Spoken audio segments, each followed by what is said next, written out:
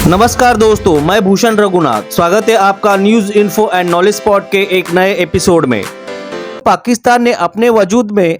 आने के बाद से ही जिस तरह भारत के विरोध को अपने अस्तित्व की शर्त बनाया, उससे आपसी संबंधों में किसी भी दौर में मधुरता नहीं आ सकी। उसकी असली वजह यह थी कि जिन्ना के जीवित रहते ही पाकिस्तान ने जिस तरह जम्मू कश्मीर पर आक्रमण किया था, उसके बाद से अब तक पाकिस्तान लगातार एक आक्रमणकारी देश के रूप में देखा जाता है। इसके बावजूद 1972 में पूर्वी पाकिस्तान के बांग्लादेश बन जाने के बाद 1972 में शिमला में स्वर्गीय इंदिरा गांधी व जुल्फिकार अली भुट्टो के बीच जो समझौता हुआ था, उससे जरूर यह उम्मीद बंधी थी कि पाकिस्तान अपनी हदों को पहचानते हुए भारत के साथ अब सभी प्रकार के कथित विवादों का हल बातचीत की मेज पर बैठकर सुलझाएगा और इस हकीकत को कबूल करेगा कि उसकी असल पहचान हिंदुस्तानी सखावत और तर्जो तबीयत से ही निकलती है। मगर इस मुल्क में 1977 के करीब फिर से फौजी हुक्मरान जनरल जिया ने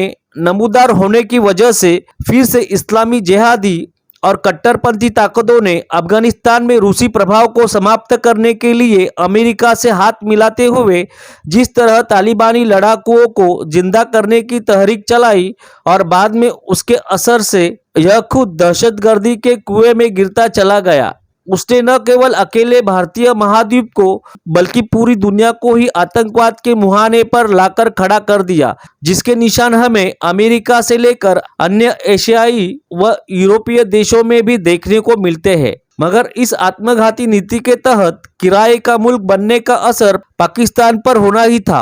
अतः हम आज देख रहे हैं कि पाकिस्तान आज पूरी दुनिया के सामने भीख का कटोरा लिए हुए खड़ा हुआ है, जिसे इस्लामी मुल्क भी हिकारत की नज़र से देख रहे हैं। लेकिन भारत की नीति पंडित जवाहरलाल नेहरू के समय से ही दोस्ताना हाथ बढ़ाने की रही है और यह समझाने की रही है कि उसका लाभ अमेरिका कनाडा की तरह भारत के साथ ताल्लुकात बनाने में ही है।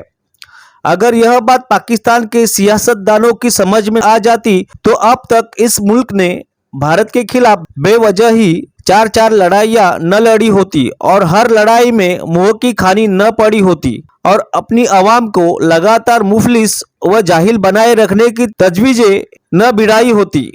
लेकिन इसके बावजूद भारत ने पाकिस्तान के साथ कभी भी दुश्मनी का भाव नहीं रखा और उसे भारतीय उपमहाद्वीप व दक्षिण एशिया के आर्थिक विकास में एक सहयोगी का दर्जा देने की मंशा जाहिर की। सार्क चैम्बर्स ऑफ कॉमर्स में भी पाकिस्तान की शिरकत कराकर भारत ने यह दिल से चाहा कि आर्थिक विकास में उसकी भी भागीदारी बनी रहे, मगर पाकिस्तान ने सार्क चैम्बर ऑफ कॉमर्स के अस्तित्व को ही संकट में डाल दिया और आतंकवाद के भरोसे ही अपना रुआब गालिब करने की नीति पर आगे बढ़ना शुरू किया। अगर पुराने वाक्यों को हम भूल भी जाए तो ताज़ा वारदात क्या हुई। जिस दिन इस्लामाबाद से यह घोषणा हुई कि उसके विदेश मंत्री बिलावल भुट्टो जरदारी भारत के गोवा में 4 व 5 मई को होने वाले शंघाई सहयोग संगठन की बैठक में शिरकत करने जाएंगे, तो उसी दिन जम्मू कश्मीर में आतंकवादी घटना हो गई, जिसमें भारतीय सेना के 5 जवान वीरगति को प्राप्त हो गए। इसका मतलब क्या यह नहीं निकाला जा सकता कि पाकिस्तान में ही कुछ ऐसी ताकतें बैठी हुई है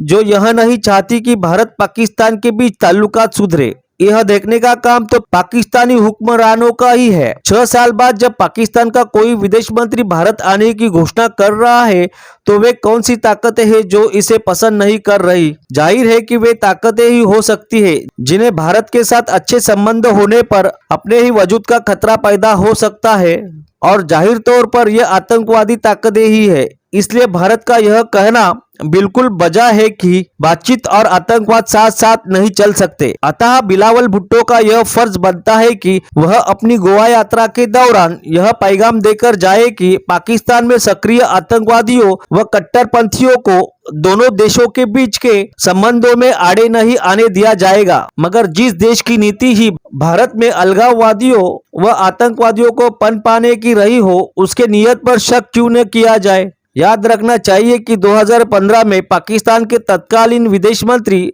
सरताज अजीज को भारत की विदेश मंत्री स्वर्गीय सुषमा स्वराज ने निमंत्रण दिया था, मगर यह शर्त लगा दी थी कि वह भारत आने पर कश्मीर के हुर्रियत नेताओं से नहीं मिलेंगे। इसके बाद सरताज अजीज ने यह यात्रा रद्द कर दी थी।